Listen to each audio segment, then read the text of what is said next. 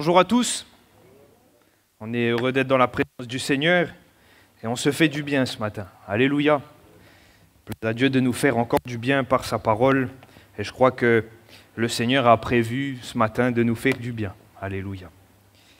J'aimerais partager avec vous un texte de l'Épître aux Hébreux et je pouvais déjà d'y aller au chapitre 2. Et en introduction de mon message, m'excuser de ce que ce matin, je vais vous pincer un petit peu. Mais vous savez, c'est bien des fois de se faire pincer, ça nous permet de nous assurer qu'on est bien réveillé. Ça nous permet, quand on est sur la route et qu'on fait un grand trajet, d'être sûr qu'on n'est pas en train de s'endormir. Ça nous permet d'être bien conscient, d'être bien face à nos réalités. Et je crois que la parole de Dieu, des fois, est là aussi pour nous pincer un tout petit peu, afin que cela puisse contribuer à notre salut. Alléluia. Moi, je ne crois pas en un évangile à l'eau de rose qui ne fait que nous caresser, nous dire « tu es beau, tu es magnifique, tu es glorieux ». Mais je crois en un évangile qui est là aussi pour nous challenger, pour nous mettre au défi, pour nous amener à progresser, à grandir. Et ce matin, j'aimerais lire avec vous ce texte qui fait partie des grands avertissements de l'Épître aux Hébreux. Et si vous vous arrêtez sur le texte de l'Épître aux Hébreux, vous verrez en l'étudiant qu'on retrouve quelques grands avertissements.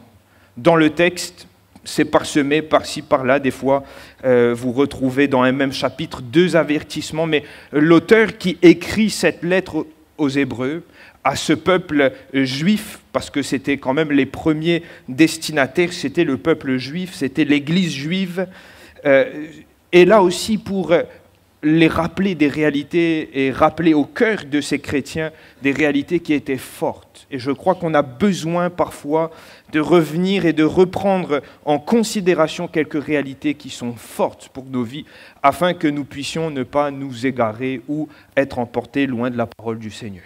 Alléluia. Alors je sais qu'il ne va pas y avoir beaucoup d'amen, on peut dire amen au début, même au travers du masque, ne vous inquiétez pas, on vous entend.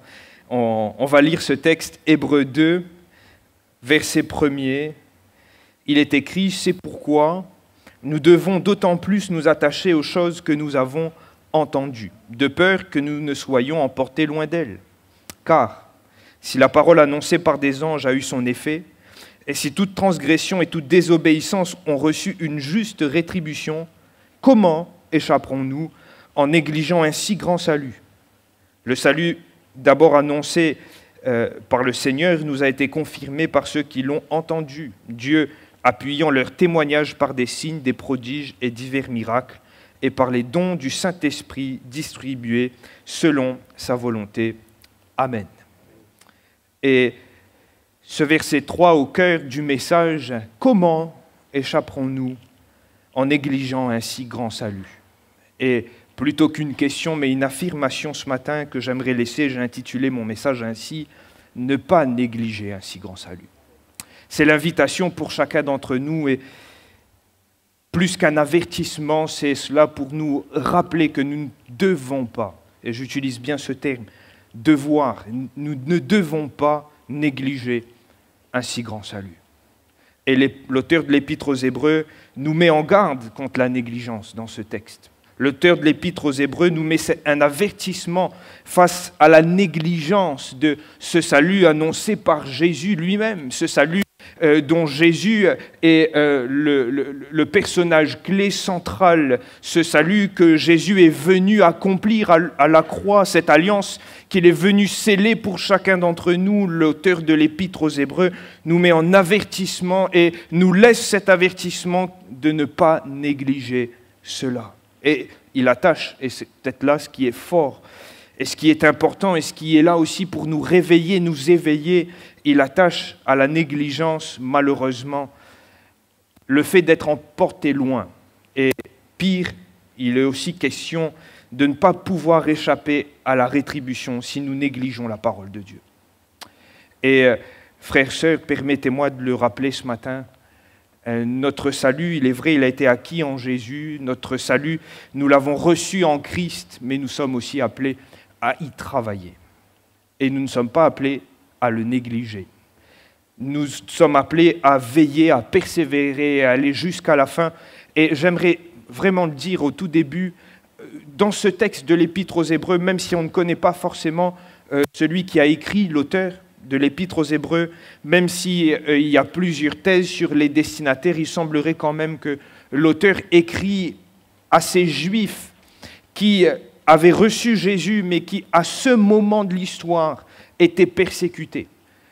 Tellement persécutés qu'au point qu'ils se posaient la question s'il ne fallait pas revenir en arrière, s'il ne fallait pas finalement feinter, c'est-à-dire camoufler un christianisme dans du judaïsme, c'est-à-dire continuer à vivre leur ancienne religion, vivre quelques rites de l'ancienne alliance pour un peu camoufler le fait qu'ils soient chrétiens. Pourquoi ? Parce qu'ils risquaient la mort.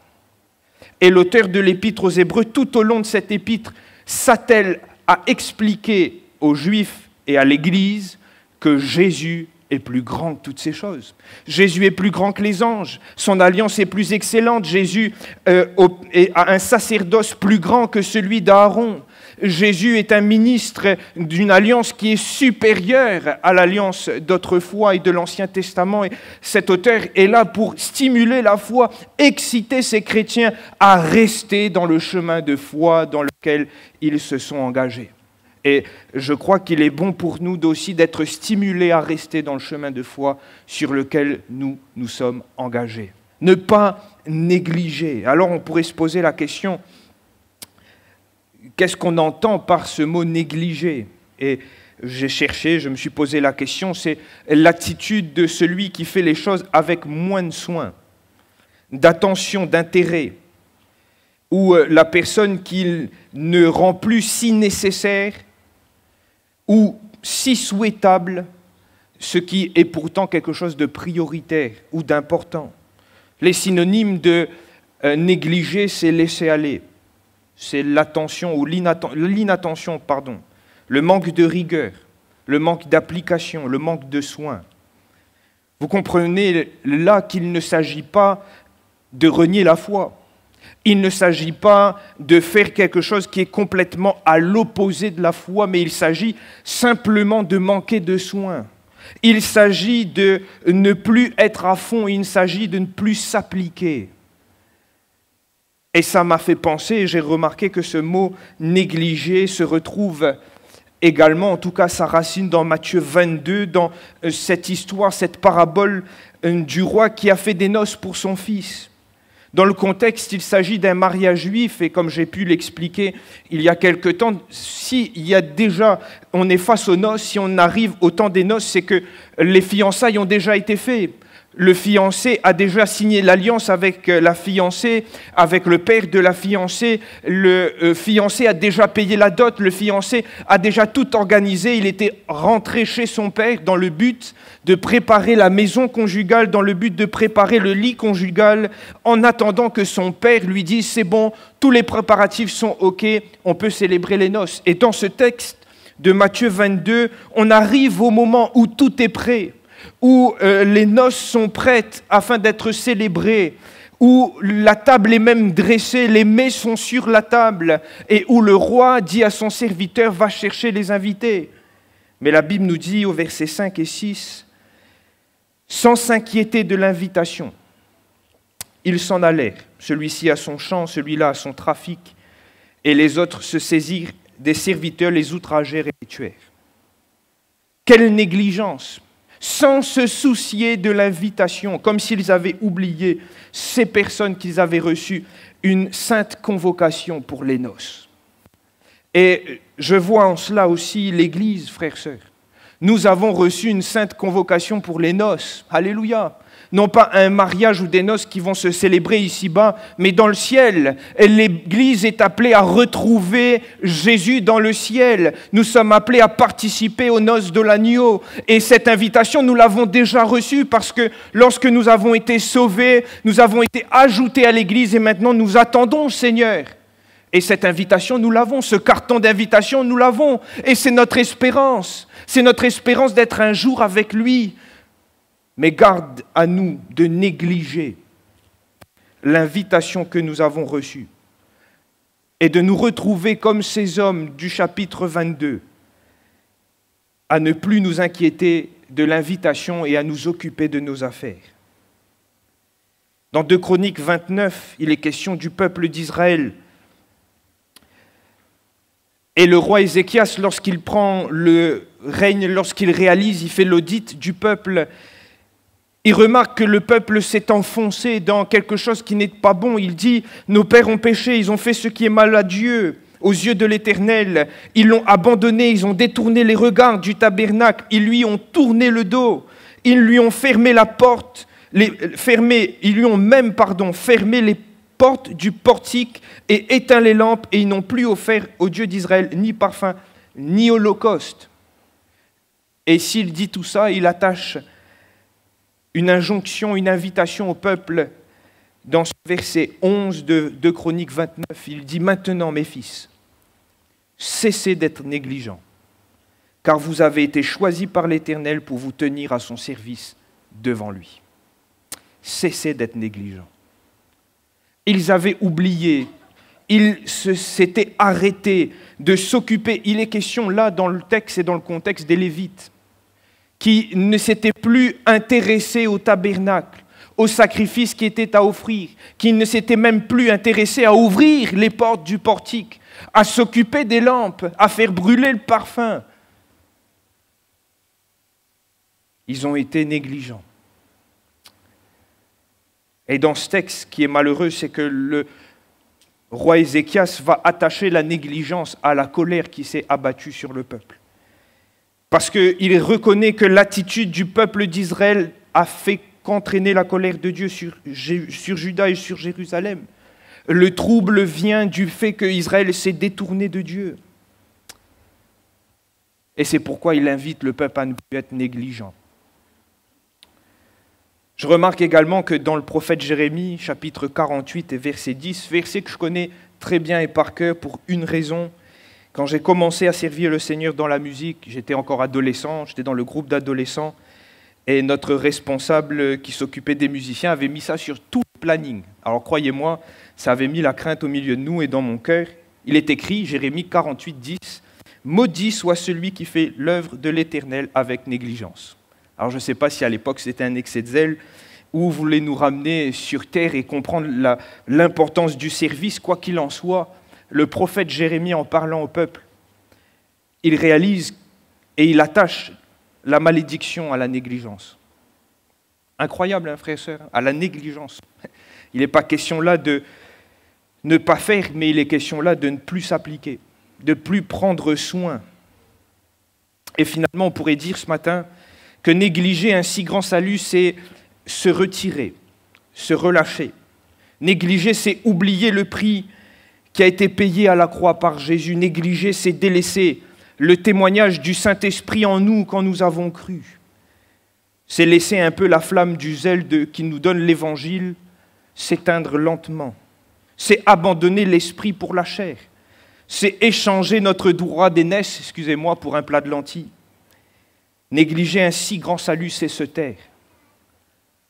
Se taire dans deux directions, c'est-à-dire ne plus rendre témoignage parce qu'on néglige la valeur de ce grand salut, mais c'est aussi se taire parce que, comme les 10 lépreux, ou j'aimerais plutôt dire les 9 lépreux qui ont été guéris, on ne ressent plus le besoin de revenir à Jésus, de lui dire merci. Ne pas négliger, frères, sœurs. Pourquoi ne pas négliger ? Parce que l'Épître aux Hébreux nous attache des risques. Le risque d'être négligent et, excusez-moi, quand on lit le texte, le risque attaché directement par l'auteur, c'est d'être emporté loin de ce que nous avons entendu. Et littéralement, dans l'expression grecque, il est question d'une image, l'image d'un bateau, et il est écrit, si on prend une traduction littérale, de peur que nous ne coulions à côté. Et cette image, c'est comme un bateau qui, au moment d'aborder le port du salut, finit par être emporté loin de l'entrée du port, voire du port, par le courant et entraîné à sa perte. Le risque, je ne sais pas si vous avez déjà vu des bateaux entrer dans le port, le risque, quand on n'est plus face à l'entrée, c'est que soit on prend les rochers, soit on va très loin. Et si vous regardez bien plus que couler à côté, il est question de ne pas pouvoir échapper à la rétribution dans le texte. C'est aussi ce que nous avons vu dans les exemples précédents que j'ai cités, que ce soit celui de 2 Chroniques 29, et je l'ai dit, la question d'Israël, le roi a raison en disant « Mais vous avez été négligents, nous avons été négligents, et cela a entraîné aussi la colère de l'Éternel a été sur Juda. Il les a livrés au trouble, à la désolation, à la moquerie. Vos pères sont tombés par l'épée, vos fils et vos filles ont été emmenés en captivité. » Et il va ajouter, c'est pourquoi moi j'ai décidé de faire alliance avec l'Éternel. Et c'est pourquoi il invite le peuple à le suivre. Jérémie aussi, il attache la malédiction dans le texte qu'on a lu, Jérémie 48, 10, où il dit « Maudit soit celui qui fait l'œuvre de l'Éternel ». La malédiction est attachée à la négligence par Jérémie. C'est aussi l'exemple d'Ésaü qui, à cause de sa négligence et à regarder juste son estomac bien plein,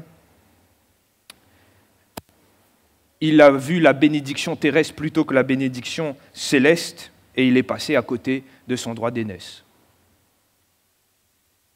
Frères, sœurs, ne soyons pas négligents ce matin. C'est l'invitation du Seigneur face à ce si grand salut, à ne pas être négligent. Alors, je me suis posé la question, Seigneur, s'il ne faut pas être négligent, c'est quoi le contraire d'être négligent? Et je crois que le texte nous donne la bonne réponse, c'est d'être attaché. J'ai regardé dans le dictionnaire, le contraire d'être négligent, c'est d'être appliqué, c'est d'être à fond, c'est d'être motivé dans sa tâche. Et je crois que la première chose que l'auteur nous montre, c'est que comment rester attaché, c'est que la valeur de la révélation et la grandeur du salut que nous avons reçu doit nous pousser à rester fermement attachés. Et regardez dans le texte, l'auteur, il lit le chapitre 1er au chapitre 2 en disant « C'est pourquoi ».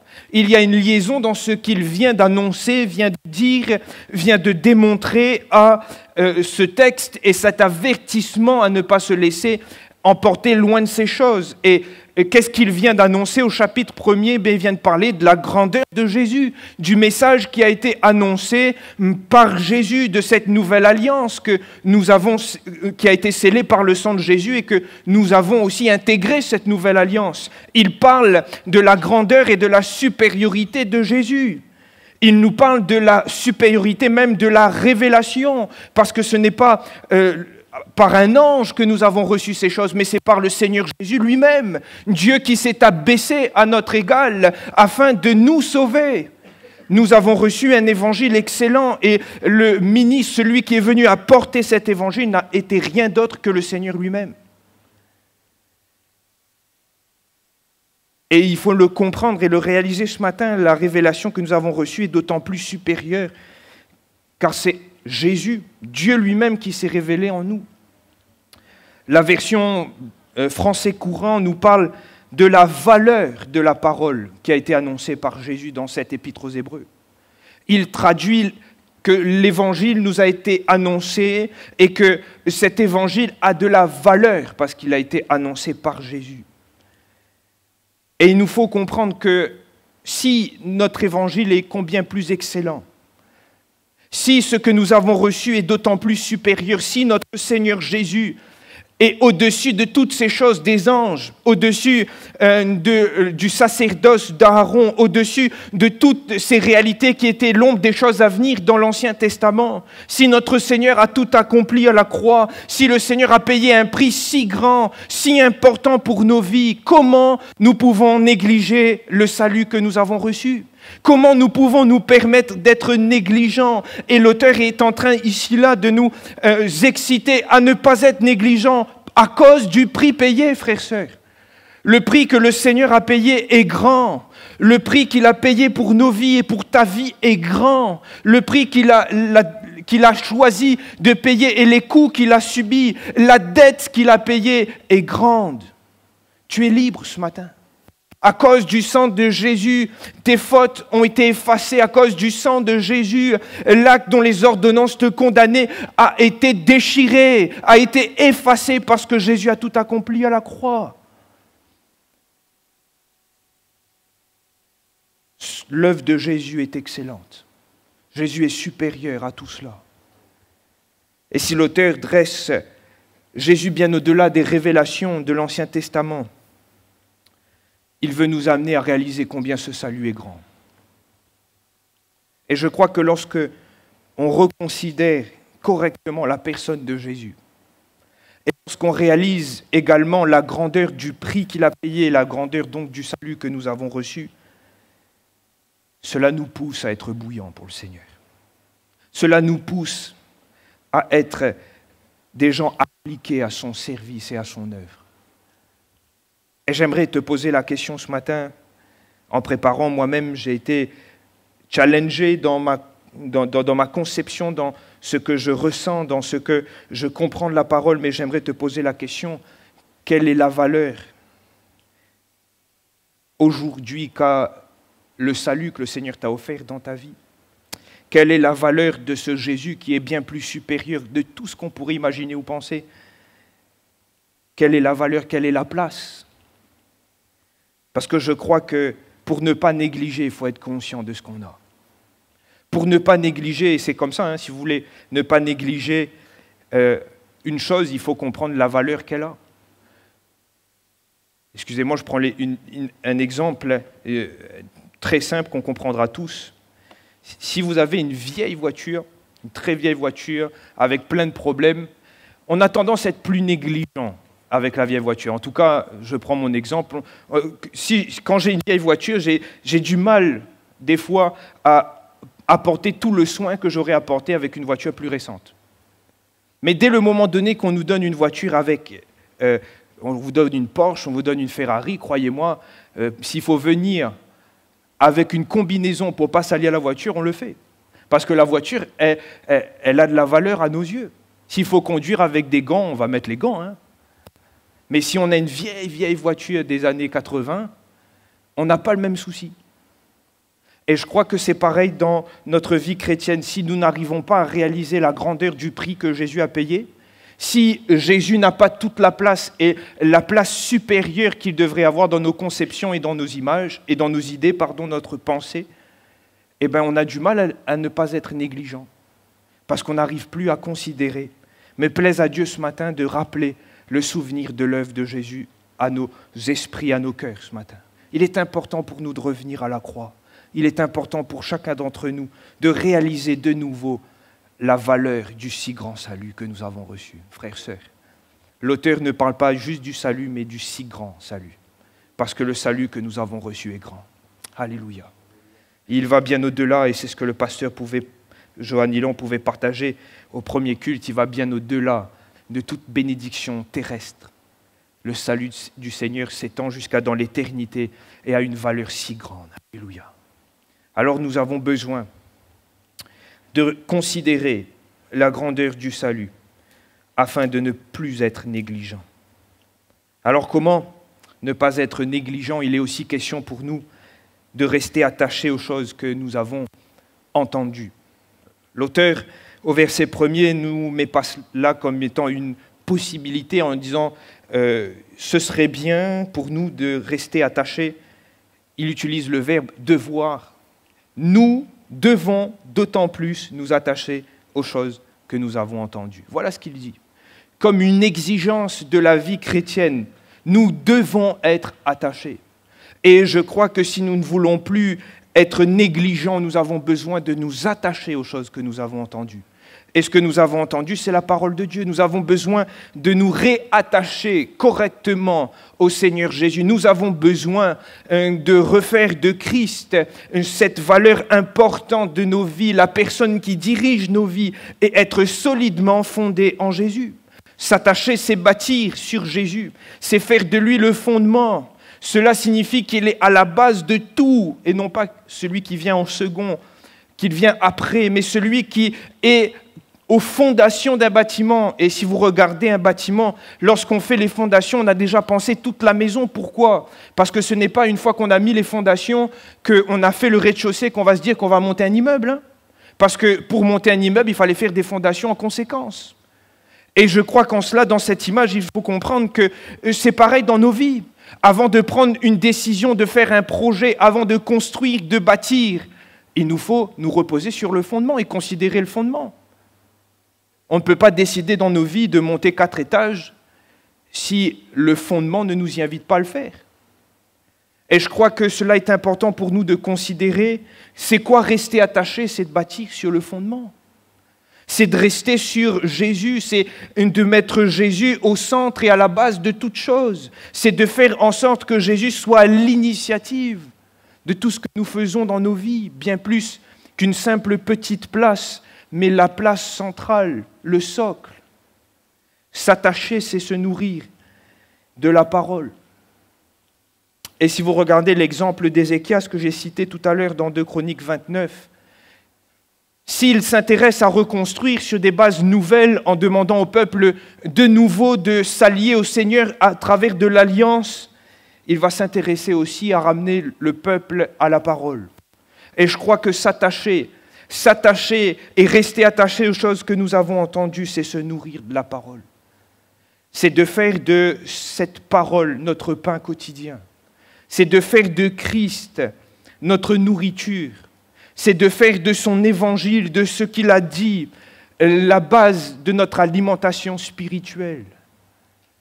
Et je crois que si nous voulons être bien attachés, nous avons besoin d'être bien nourris.